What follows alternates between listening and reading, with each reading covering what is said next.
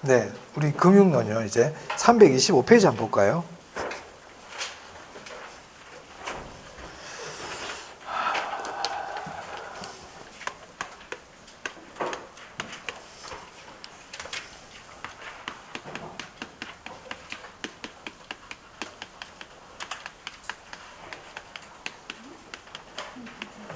네, 저당의 상환 방법입니다.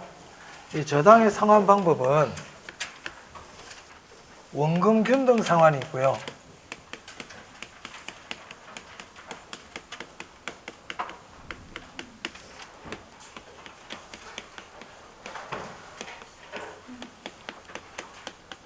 원리금 균등 상환이 있고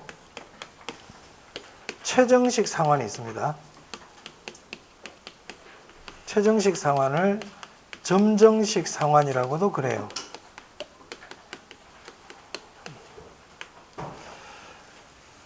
자, 이 세 가지 상환 방식은 전부 다 은행의 원리금을 갚는 방식입니다. 원리금.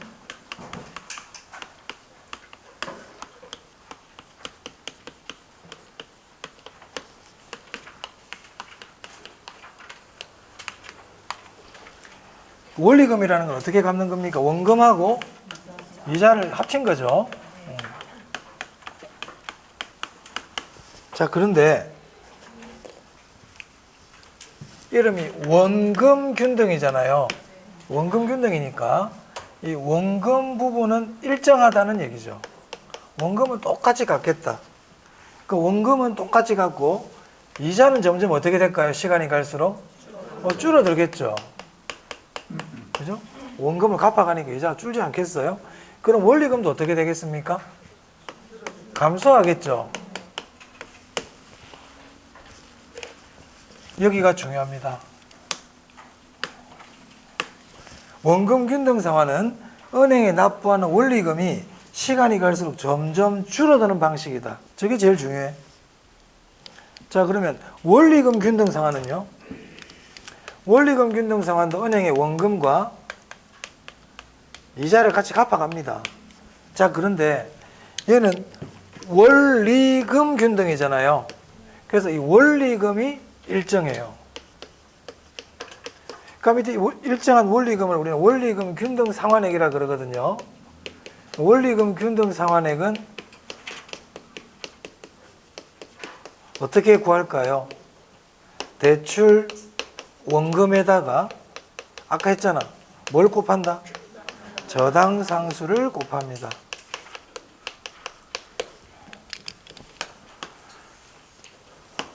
그럼 원금 균등 상환에서는 저당 상수라는 말이 나올 이유가 없습니다. 저당 상수는 전부 다 뭐라고요? 원리금 균등 상환에서 나오는 용어입니다. 그러면 원리금은 일정해. 그러면 이자는 점점 어떻게 될까요? 시간이 갈수록 감소하겠죠. 이자는 당연히 줄죠. 자, 그러면 이 원금 부분이 어떻게 될까요? 여기가 중요하단 말이에요. 네, 원리금은 일정한데 이자가 줄어드니까 원금 부분은 여기가 중요하겠네요. 포인트가 있단 말이에요. 포인트가. 자, 최정식은요. 원리금이 초반에는 적게 납부하고 후반으로 갈수록 많이 내는 방식입니다. 후반으로 갈수록 원리금이 증가한다. 이게 최정식이에요. 그러면 초반에 소득이 많은 사람, 대출 초반에 소득이 적은 사람 갈수록 소득이 증가할 거로 예상되는 사람에게 맞는 방식이겠죠. 맞아요? 이게 제일 중요해요. 일단. 자, 그럼 이제 원금 균등과 원리금 균등을 비교하는 문제를 잘 내거든요. 그러니까 원금 균등과 원리금 균등 중에 은행에 돈을 빨리 갚는 게 뭐예요? 원금 균등이 빨리 갚겠죠. 맞아요? 그러면 중간에 중도 상환할 때, 중도 상환 시 대출 잔액입니다. 대출 잔액이라 그래도 되고 대부 비율이라 그래도 돼요. 대부 비율이라는 게 결국 부채의 크기를 얘기하잖아요. 대부 비율이라는 게 부동산 가치분의 부채 아닙니까? 그럼 그 말은 대출 잔액이란 거나 대부 비율이란 거나 크게 뭐 다른 뜻이 아니죠. 그러면 중도 상환할 때 대출 잔액이 어떤 게 제일 작을까요? 원금 균등이 제일 작겠죠. 많이 갚았으니까. 그 다음 뭐겠습니까? 원리금 균등일 거고, 그 다음 뭐가 될까요? 최정식이 되겠죠. 총 납부액 한번 볼까요? 총 납부액은 전체 기간 동안, 중도에 상환한 게 아니죠. 전체 기간 동안 돈을 누가 가장 많이 냈느냐, 적게 냈느냐 이겁니다. 원금 균등이 가장 많이 낼까요? 가장 적게 낼까요? 네? 가장 많이 낸다고? 원금 균등은 결국 대출 원금은 똑같죠. 그럼 이자를 누가 많이 내느냐 문제 아닙니까? 원금 균등은 처음에 돈을 많이 갚았잖아요. 그럼 이자가 제일 작겠죠. 그래서 원금 균등이 제일 작고, 그 다음 뭐가 작고요? 그렇죠. 원리금 균등은 나중에 많이 갚겠다 그랬으니까 이자를 많이 내야지. 이렇게 되겠네요. 그죠? 여러분 이제 듀레이션이라는 게 시험에 한 번씩 나와요. 최근에. 듀레이션. 이 듀레이션은 뭐냐면 평균 회수 기간 또는 평균 상환 기간이라고 그럽니다. 최근에 간평사 쪽에서 문제가 나오더니 우리 중개사 쪽에서도 이 말이 나오고 있습니다. 자, 듀레이션. 여러분들은 회수 기간이다 이렇게 생각해 주세요. 그러면 듀레이션은 원금 균등, 원리금 균등,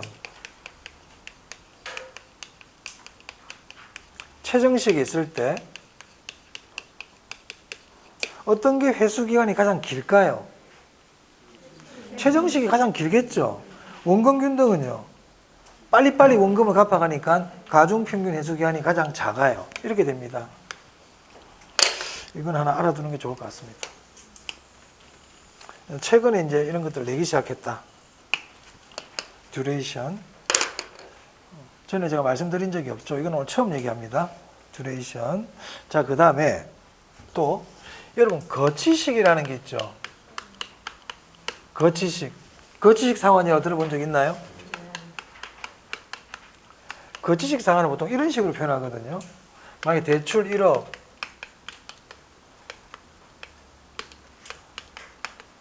거치기간 12개월,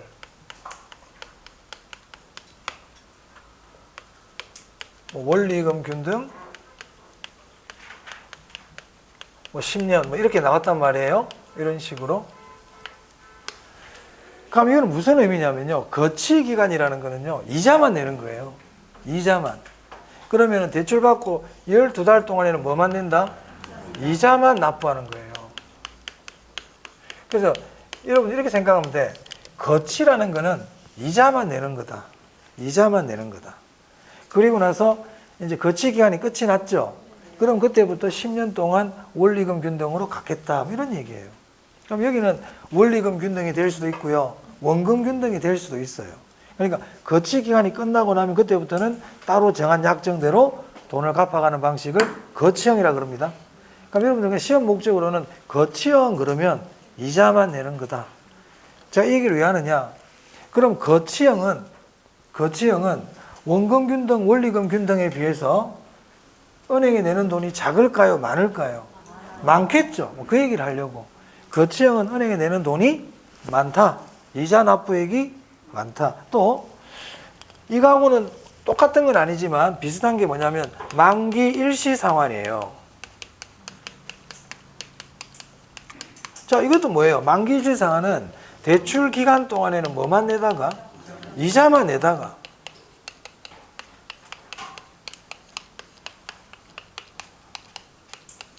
그래서 만기에 되면 대출 원금을 갚겠다는 얘기죠.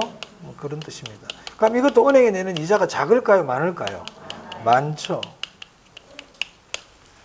그럼 여러분이 거치식이나 이런 것들은 어떤 부동산에 적합할까요? 자, 거치식은 처음에 이자만 내죠. 주로 투자 부동산에 적합하죠. 맞아요? 처음에 돈이 적게 나가니까. 투자 부동산에는 이런 게 유리하겠죠. 주택보다는 상업용 부동산이나 투자용 부동산에는 얘가 유리하겠죠. 뭐 그런 참고로 그런 거 알아두시면 되겠고, 돈 많이 내는 겁니다. 은행에 돈을 많이 내게 되는 거예요. 두 개는 돈을 많이 내게 된다. 이런 것 좀 기억해 주시면 되겠습니다. 그 외에는 제가 그 전에 수업 시간에 설명 다 드렸던 것 같고요. 또 한번 넘겨볼게요. 중요한 부분들이에요. 저런 걸 정확하게 알고 있어야 돼요. 그 다음에 저당의 유동화 한번 볼까요? 338페이지입니다. 저당의 유동화.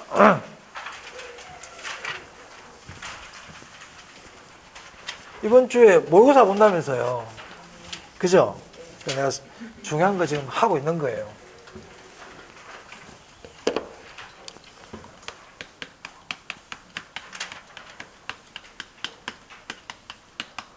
여러분, 저당 유동화에서 뭘 알아야 되냐면 1차 저당 시장 알아야 돼요.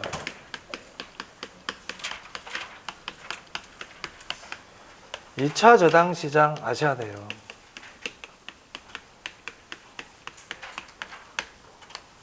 유동화는 왜 하지? 저당 유동화 효과 아셔야 돼요.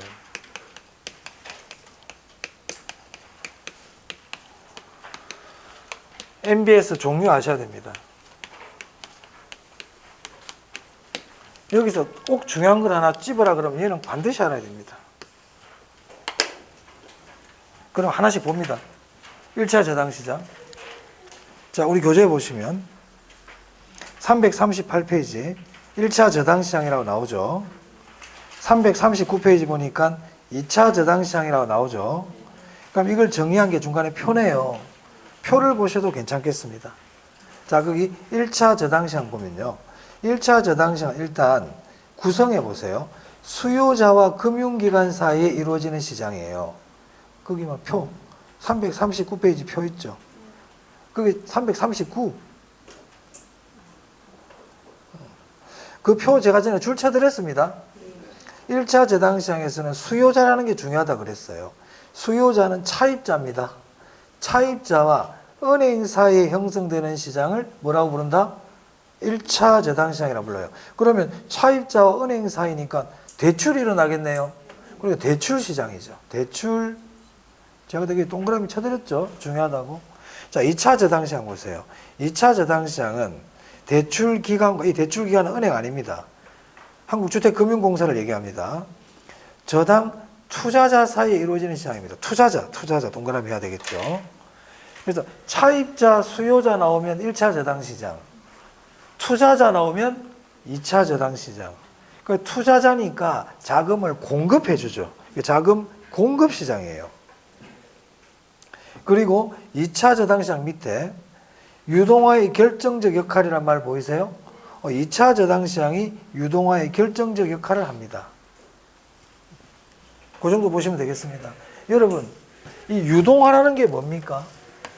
유동화는 현금화하는 걸 얘기합니다. 현금화. 이 저당이라는 건 뭐냐면 부동산 담보를 얘기합니다. 부동산 담보 채권을 얘기한단 말이에요. 그럼 이 부동산 담보 채권, 저당 채권은 만기가 길죠.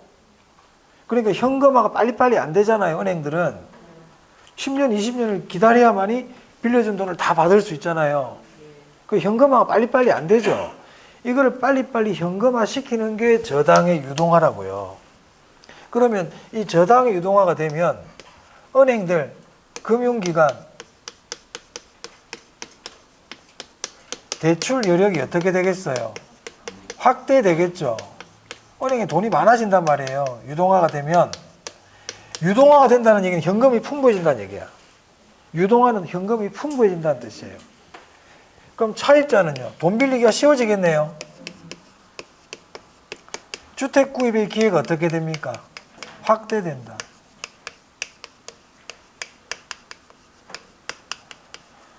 그 말은 주택의 수요가 어떻게 될까요? 증가하죠. 자, 이건 책이 어디에 나옵니까? 네, 340페이지에 나옵니다. 여기도 제가 전에 체크를 다 해드렸습니다. 340페이지 보시면 그 유동화 효과거든요. 수요자 나오죠. 수요자. 차입의 기회가 확대되고 소자본으로도 주택이 구입 가능하다 돼 있죠. 그때 제가 옆에 뭐를 적으라고 그랬죠. 주택의 수요가 증가한다. 주택의 수요가 증가합니다. 그럼 주택의 수요가 증가하면 주택 가격이 올라갈 수 있겠네요. 주택 가격이 상승할 수가 있죠. 그럼 시험에 저당의 유동화가 원활하게 발생하면 주택의 가격은 일반적으로 하락한다. X. 상승한다고요. 자, 금융기관 보세요. 대출 여력이 확대됩니다. 자, 그러면 유동성이 증가해요. 출제해야 돼. 유동성 증가. 유동성이 증가한다는 말은 유동성 위험은 어떻게 된다? 그 시험에 많이 냈어. 유동성 위험은 감소해. 중요. 그럼 MBS 종류 한번 볼게요.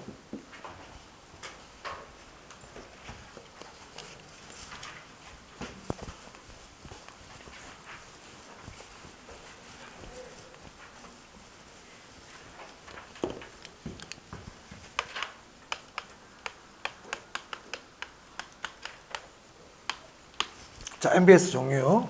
자, MBS는 종류가 뭐뭐 있죠?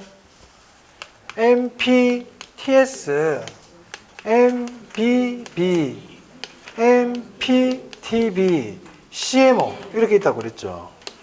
그죠? 그리고 원리금 수취권과 저당권을 누가 가지고 있느냐가 중요하다 그랬죠. 어떻게 하라고 해요?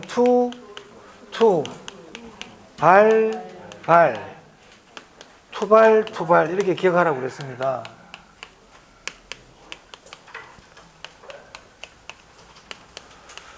투는 투자자고요. 발은 발행기간 그래도 되고 발행자 그래도 됩니다. 자, 그리고 원리금 수취권과 관계되는 위험이 조기 상환 위험이죠.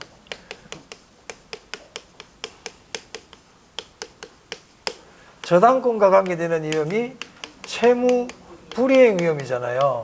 그죠? 그럼 이걸 제가 어떻게 해석하라 그랬냐면 MPTS는 투자자가 원리금 수취권도 가지고 있고 조기 상환 위험을 부담한다 이런 뜻입니다. 맞아요? 그럼 MBB는요. 모든 권리를 누가 다 가지고 있고요. 발행기관이 가지고 있고 모든 위험도 발행기관이 부담하고 있겠네요. 그렇죠?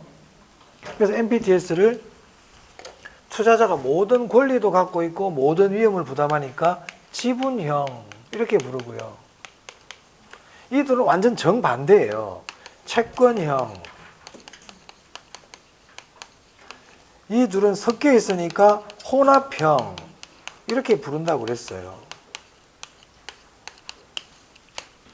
그리고 CMO는 만기와 이자 지급 순수를 다양하게 발행하는 채권이거든요. 그래서 CMO가 나오면 다양한, 다른 이런 말들이 나오면 된다. CMO가 나왔는데 뭐 동일한, 뭐 이자, 동일한 만기 이런 말 나오면 안 된다. CMO는 다양한입니다. 다양한. 자, 그 다음 이거 누가 가지고 있는지 중요합니다. 자, 그리고요 MPTS, MPTB, CMO 이 세 가지는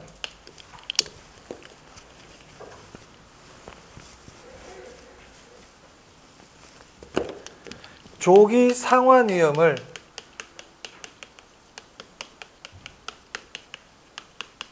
누가 부담하죠? 투자자가 부담하고 있잖아요. MBB 빼고는, 그죠? 투자자가 부담한다. 이 말은요, 투자자들이 콜 방어가 불가능하다 이 뜻입니다. 투자자의 콜 방어가 불가능하다. 그럼 콜 방어는 뭐만 된다는 얘기입니까? 네? C자가 들린다. MBB만 콜 방어됩니다. CMO는 콜 방어 안 됩니다. 원칙적으로. 원칙적으로 콜 방어 되는 거 뭐라고요? MBB. 콜 방어는 뭐만 된다고요? CMO는 부분적 콜 방어야. 그건 지금 몰라도 돼. 원칙적으로 콜 방어 안 돼. 자, 그 다음. 혹시나 해서 봅니다, 이제. 초과담보라는 게 있어요. 초과담보. 초과담보에 대해서 설명드립니다. 자, 초과담보는요, 한 문장을 좀 기억해 주세요. 제가 여기 적어드린 한 문장을.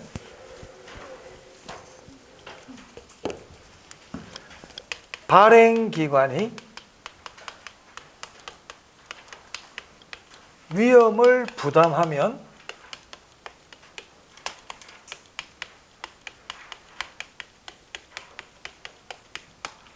초과담보가 필요하다.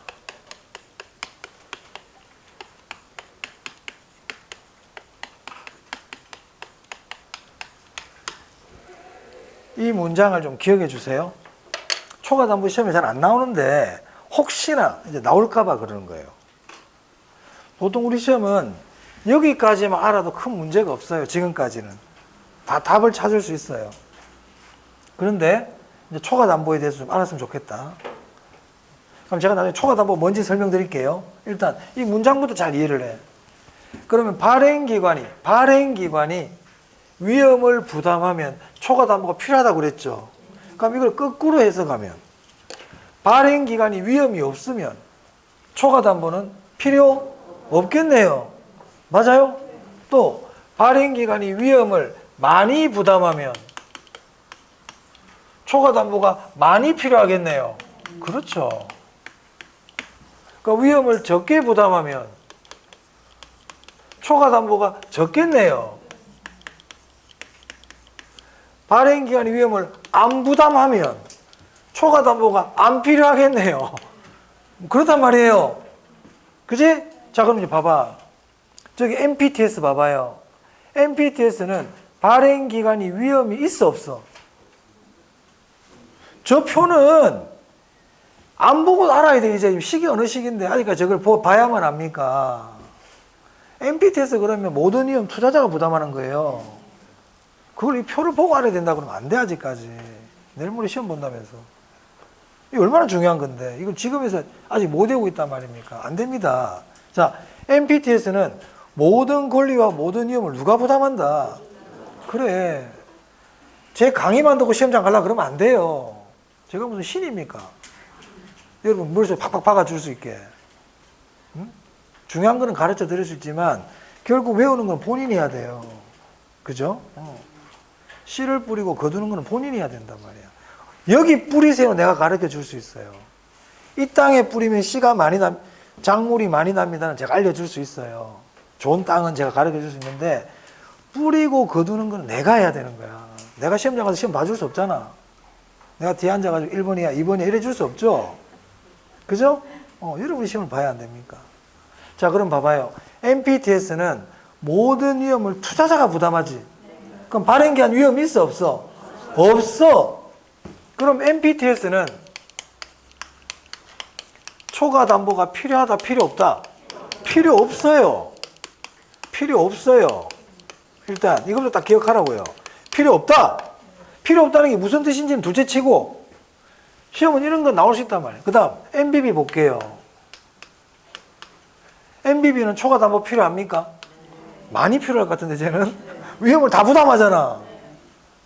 초과담보 필요하다고요. 초과담보가 필요하다는 뜻은 별개로 하고 일단 그럼 MPTB는 필요합니까? 발행기한 위험 부담 안에 채무불이행 위험 부담 안에 저기 필요하지. 필요하다고요. 얘보다는 적게 필요하겠네. 그런 느낌은 이제 오겠지만 필요하다고요. 자, 그러면 초과담보가 필요 없다. 초과담보가 필요하다는 게 무슨 뜻인지 볼게요. 자, 우리 MPTS, MBB, MPTB는 MBS는 은행으로부터 채권을 사가 와가지고 이걸 가지고 발행하는 거 아니에요. 맞아요? 그럼 만약에 대출 채권이 은행으로부터 사가온 채권이 10억이야. 10억. 이거 가지고 MPTS를 발행을 해.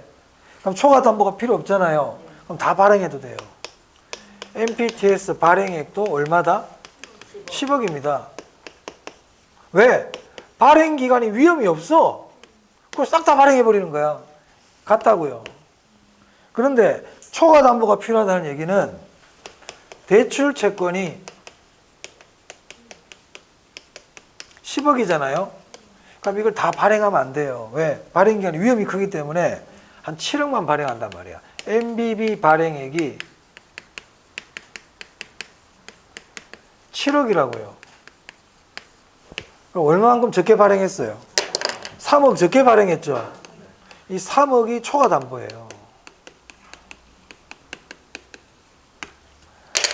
내가 이 사람한테 돈 받을 게 있거든? 10억 받을 게 있다고. 이 받을 거를 근거로 해서 내가 채권을 발행했단 말이야. 그런데 내가 위험이 아주 커. 얘가 돈을 안 갚으면 내가 다 책임져야 돼. 그러면 나는 10억을 다 발행 못 해요. 위험하니까 한 8억만 발행하자.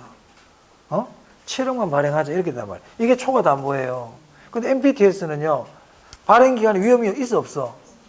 없어. 그래서 싹 다 발행해 버리는 거야. 근데 위험이 없으니까 다 발행해 버려. 누가 다 위험을 부담하니까? 산 사람들이 위험을 부담한단 말이야. 그럼 난 다 발행해 버려도 되지. 하지만 MBB는 모든 힘을 누가 부담해야 돼? 내가 부담하고 이 사람들, 산 사람들은 아무런 위험이 없어요. 그래서 내가 다 발행을 못 하는 거야. 겁이 나서. 50%만 발행하든지. 그게 초과 담보입니다. 오케이? 그러면 MPTB도 초과 담보가 필요하지만 MBB보다는 좀 더 발행해도 되겠죠. 위험이 적으니까. 이런 개념이다. 오케이? 네. 자, 그 다음 또 볼게요. 초과 담보까지 설명드렸어요. 그 다음에 우리 저당에 유동하는 여기다 해볼까?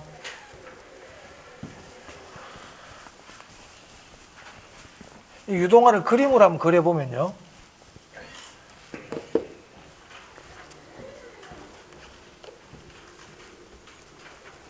홍길동이라는 차입자죠.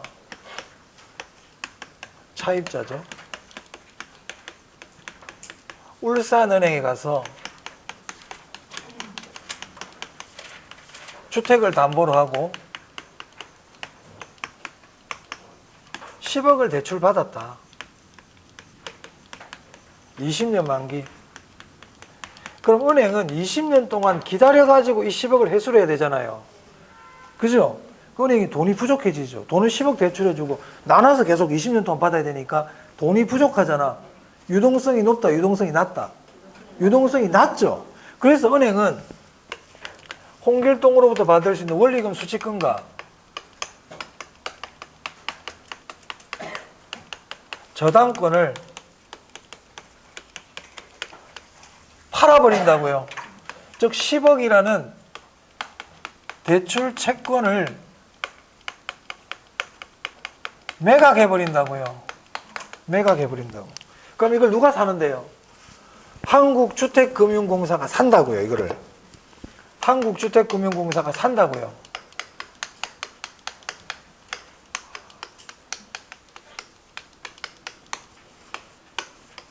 이거를 사요.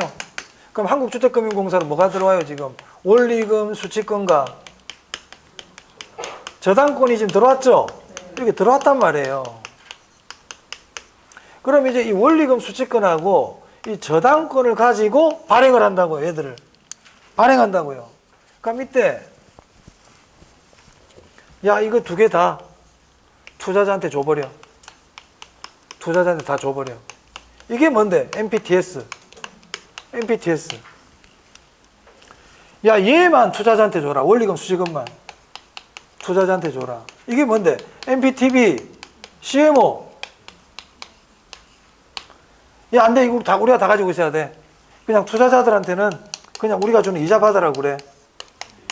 이게 뭐예요? MBB 이렇게 된다 이 말이에요. 저 얘기를 왜 하느냐? 그럼 MPTS는요. 홍길동이가 돈을 갚잖아요. 그럼 그 돈 받아가는 거예요. 원리금 수취권을 갖고 있으니까. 그러면 MPTS는 현금 흐름이 단절된다, 연결된다. 네? 연결되는 거예요. 홍길동이 은행에 낸 이 돈이 누구한테 간다 지금? 투자자한테 가는 겁니다. 현금 흐름이 연결된다고요. 그러면 이 투자자의 수익은요. 투자자의 수익은 홍길동이 갚는 원리금에 의존한다 그러면 맞아요, 틀려요? 맞죠? MPT에서는 원리금 수익에 원리금에 의존한단 말이야. 수익을 원리금에 의존해야 돼. 근데 MBB는 뭐냐면 제가 돈을 안 갚잖아. 그래도 줘야 돼, 이자. 그러니까 MPTS, MPTB 이렇게 원리금 수익금을 투자자 가지고 있는 거 있지? 그거는 야, 이 돈 받아서 줄게. 이게 MPTS야. 이 받아서 줄게. 이게 MPTS. 그럼 안 주면요. 못 주는 거지. 무슨 말 알겠어요? 근데 MBB는 뭐냐면 얘가 주든지 말든지 내가 줘야 돼. 이게 MBB야. 그러니까 MBB는 위험을 누가 다 부담하는 거야? 발행기관이 다 부담한단 말이에요. MPTS는요. 얘가 안 주니까 못 줘. 네가 알아서 해. 이게 MPTS야. 그러니까 위험을 누가 다 부담한다? 그렇죠. 그런 개념이란 말이야. 그러면 MPTS는 현금이 그대로 연결되죠. 받으면 줄게. 연결되잖아요. 맞아요? 그럼 투자자의 수익은 차입자의 원리금에 의존하죠. 이걸 이해를 해버려. 외우려고 그러지 말고. MBB는 주든지 말든지 내가 줘야 돼. 이거는 한국주택금융공사가 알아서 주는 거야. 자기 돈으로. 그래서 MPTS는 매달 줘요. 받아가지고 매달 준다고 투자자한테. MBB는 6개월마다 줘요. 이 돈하고 아무 관련이 없단 말이에요. 이렇게 이 개념을 머릿속에 딱 넣어두세요. 현금 흐름이 연결된다. MPTS. MPTS하고 MBB는 완전 정반대야. 정반대잖아, 아까 이 둘은. 그죠? MPTS는 연결된다. MBB는 단절된다. MPTS 원리금에 투자자들의 수익이 의존된다. MBB는 차입자의 원리금 수익하고는 아무런 상관이 없다. 여기 발행기관이 알아서 주는 거란 말이에요. 그런 내용들이 시험에 한 번씩 나와요. 그렇게 보시면 되겠습니다. 자, 그래서 오늘 여기까지 하고요. 자, 이번 토요일 날 모의고사 보신다면서요? 네, 모의고사 잘 보시고요. 마지막까지 차근차근 잘 정리하셔서 잘 보시기 바랍니다. 네, 수고하셨습니다.